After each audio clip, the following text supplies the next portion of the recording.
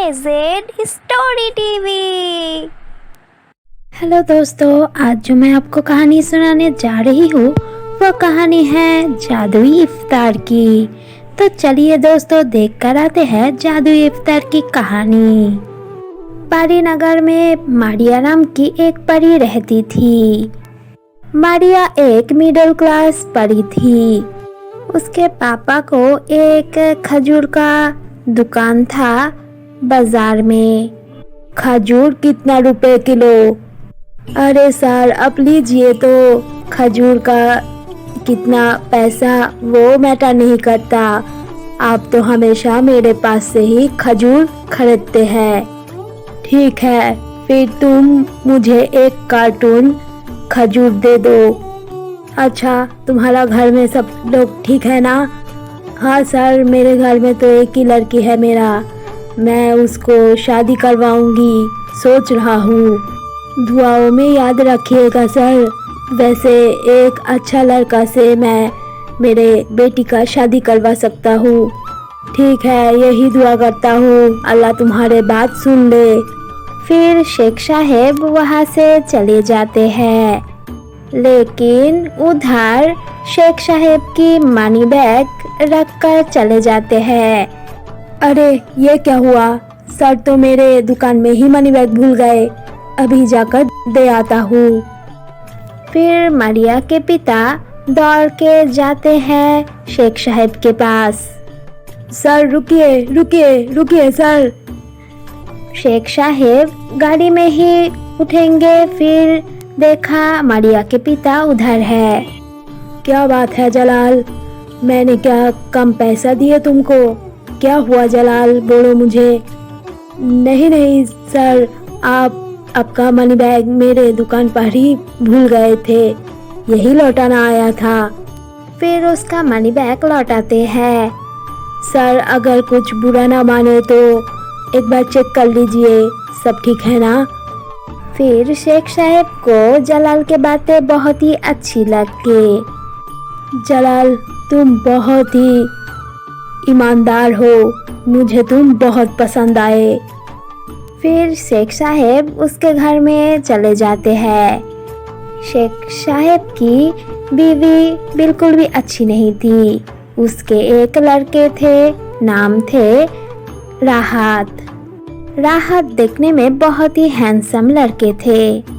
देखो, हमारे पास तो पैसे की कोई कमी नहीं है। अब एक लड़की देखकर मेरे राहत को शादी करवा दो। मुझे अच्छे नहीं लग रहे हैं, मैं अपने लड़के की दुल्हन देखना चाहती हूँ।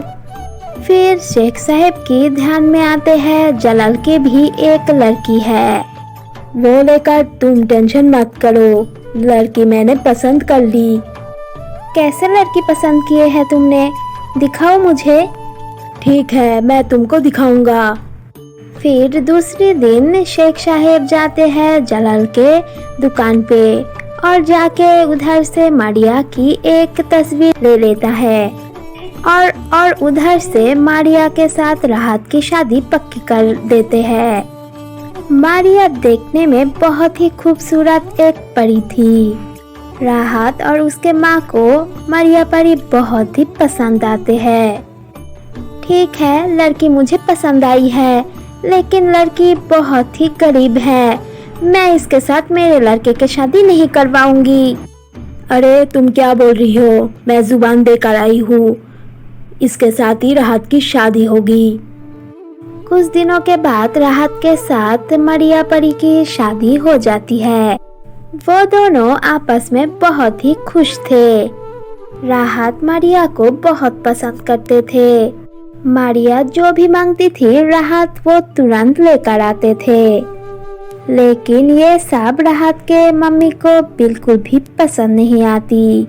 मेरे लड़के को इसने काबू कर लिया, मेरे पास आने भी नहीं देते, बैठने भी नहीं देते, जो मांगते हैं वो ही लेकर आते हैं।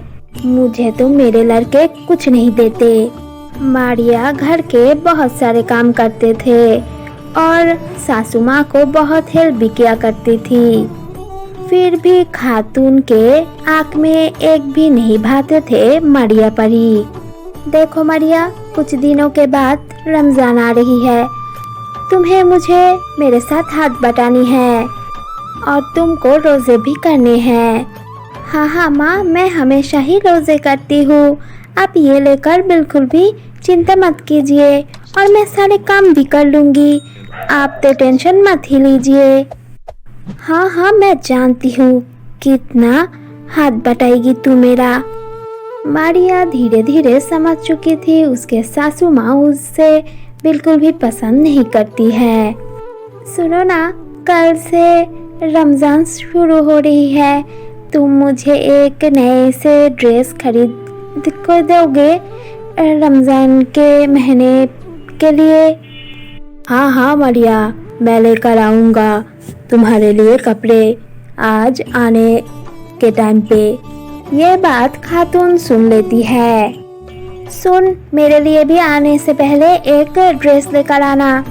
लेकिन माँ, आपने तो कल ही एक ड्रेस खरीदी है, फिर भी आपको ड्रेस चाहिए?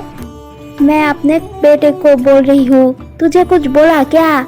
गरीब परी कही कि मैं आई है मेरे घर में भाग बटाने के लिए, मेरे लड़के से सब चूस चूस कर खाती है। माँ, मैंने क्या किया? आप मेरे साथ ऐसा व्यवहार नहीं कर सकते। ये बोल के दोनों झगड़े करने लगती है। अच्छा ठीक है, मैं दोनों के लिए ही ड्रेस लेकर आऊंगी। अब दोनों चुप हो जाओ। रोजे के महीने शुरू हो चुके थे, सब लोग रोजे रखने लगे हैं। फिर सब परियां परीनगर में इफ्तार करने लगती है। एक दिन मारिया राहत की बोलती है, चलो ना हम लोग पृथ्वी पे जाके इफ्तार करते हैं। हाँ हाँ, तुम जो बोलोगी वही होगा।